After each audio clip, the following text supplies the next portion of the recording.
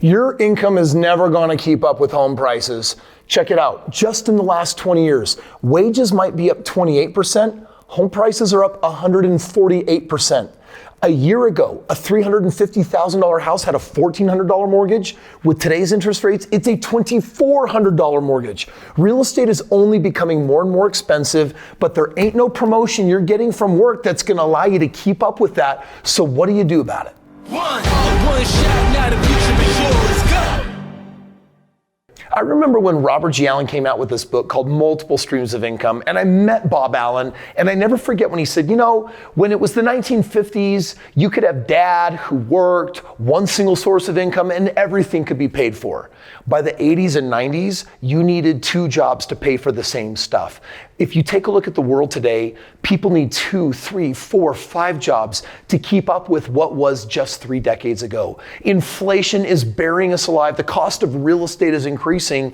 And I got news for you. If you're like, I want to go to college, get a degree and get a job, work for somebody, that ain't going to cut it anymore. It's not going to work. You're going to have to learn how to think very, very outside the box to create more streams of income. The wage crunch is not a new dilemma. It's been around for a while and it's only getting worse. Life is becoming increasingly unaffordable for the average American. Inflation-adjusted wages have remained basically the same since 1979, even though worker productivity has risen dramatically. On top of that, housing, food, and other new expenses like internet have continued to increase. I take a look at the world with artificial intelligence today, and it makes me curious. Is it going to make it easier or harder for people to make money? I think it's going to make it even harder. We're going to have a lot of people losing jobs. We're in this huge transition. And if you can't figure out how to make not just double or triple, but a lot more money, you're going to get left in the dust. Who cares about the solution if you don't actually believe me? Let me give you 3 specific reasons why your income can't keep up. Here's reason number 1. Devaluation of labor. Between 1979 and today, the world's economy became interconnected like never before. New offshore labor markets opened up, decreasing the value of the American worker as corporations moved manufacturing out of the country. You take a look at the first reason alone, and it's like, how much work have we sent overseas to China and other labor markets? It's because the average American can't compete with that. It's just too expensive. A global economy shifts and changes everything, and I've got news for you. That's not really going away. The second reason is we're dealing with the commodification of housing. Now that's kind of a funny word, but bottom line is, a house is a commodity. We're missing 5 million homes in this country. With interest rates being high, people need homes. People aren't willing to pay for them at this price or at these mortgages, so it's just piling up. And it's not going to get more affordable, it's going to be less affordable. 74% of Americans can't afford the national median home price of $425,000. A reasonable question is to ask, how did this even happen in the first place? One of the key factors in rising home prices is the lack of supply, which has been caused largely by large multinational investment funds buying up entire neighborhoods at a time. There are literally hedge funds out there that are deploying tens of billions of dollars because 10 years from now, they want real estate to be a service. They just want you to be renters. The reason why this is troubling is because if you take a look through history, the last 100 years, what retirement looks like for the average American, and guess what has netted them more retirement? What they saved in 401k, IRA savings, or the equity in their home. Hands down, it's the equity in the home, and it's under threat. If you take home ownership away, or if we build an American dream where we make it unattractive to want to build a home, all of that money, all of that wealth, it's going to big corporations. The reason why I own more than one home, the reason why I own hundreds of homes, the reason why I transact thousands of homes, guess why? It's because there's so much wealth to be made in the game of real estate, and this is a big problem, and you need to have a solution for it. There is one more major contributing factor, though, before you can really understand the solution, and that's the problem with overqualification in the workforce.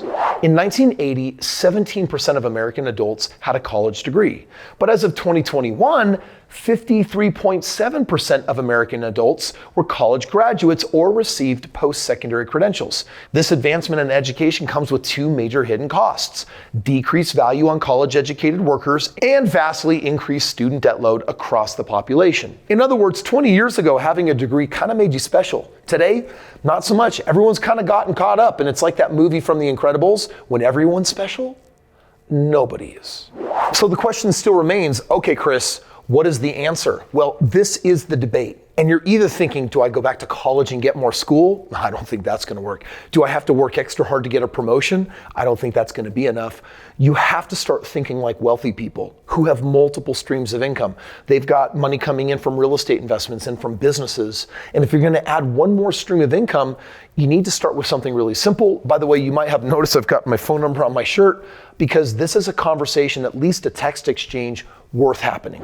Today's young adults have to look outside of the conventional financial advice that previous generations could count on. Luckily, the internet and social media have made entrepreneurship easy to get into than ever before. I saw a recent stat on Gen Z that basically says 94% of them, as opposed to going to college, they're looking to entrepreneurship. They basically get this. They understand that they need to be more in charge of their own financial future. The question is, where do you begin? Well, I'll share with you one of the top solutions. It's called a side hustle. Side hustle basically means it's kind of like beginner business ownership, but it doesn't have this 40 or 50 or 60 hour a week commitment. It doesn't have like 5 or 10 employees that cost you money.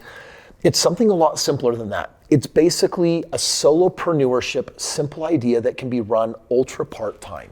A side hustle is all about making money in your sleep without ever doing any actual work. Look for a side hustle that takes maybe 1 or 2 hours a day, but has the potential to make you as much money as a full-time job, maybe even more. And you might be thinking, Kris, that's kind of crazy. You're telling me that I could spend an hour or 2 a day working from home from the internet and make just as much or more money from my job? That's probably not real. Well, then you would be most definitely wrong because I've done it with thousands of people. And if you want to know my favorite side hustle, check this out.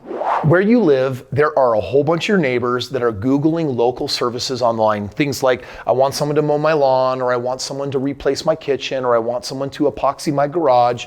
And did you know that all the handyman and construction people that provide that work, they're not exactly what you would call internet savvy. One of my favorite, very stupid, very simple side hustles that takes very little time once it's set up is you basically market those services online through like Facebook ads and things like that.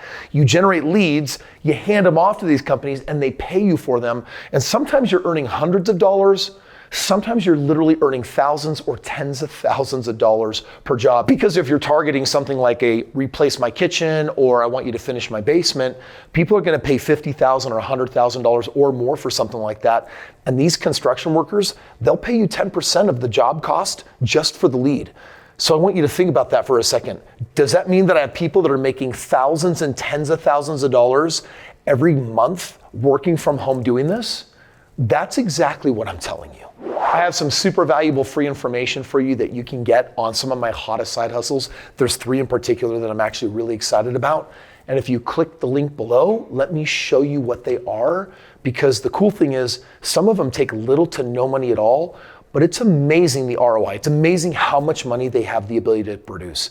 This really is the solution to the problem of what's happening in the workforce, why people can't afford real estate. And if you want a better life, just kick up more streams of income. Why settle for $50,000 a year? Why settle for $500,000 a year when the reality is the next stream is just that much more income? Click the link below. Let me show you 3 of my favorite side hustles, and let me show you what other people are doing with them right now. Whether you're younger or older, people contemplate going back to college to make more money. And I say, skip it. There's a better way. And if you want to know how and the stats, click right here, watch this video.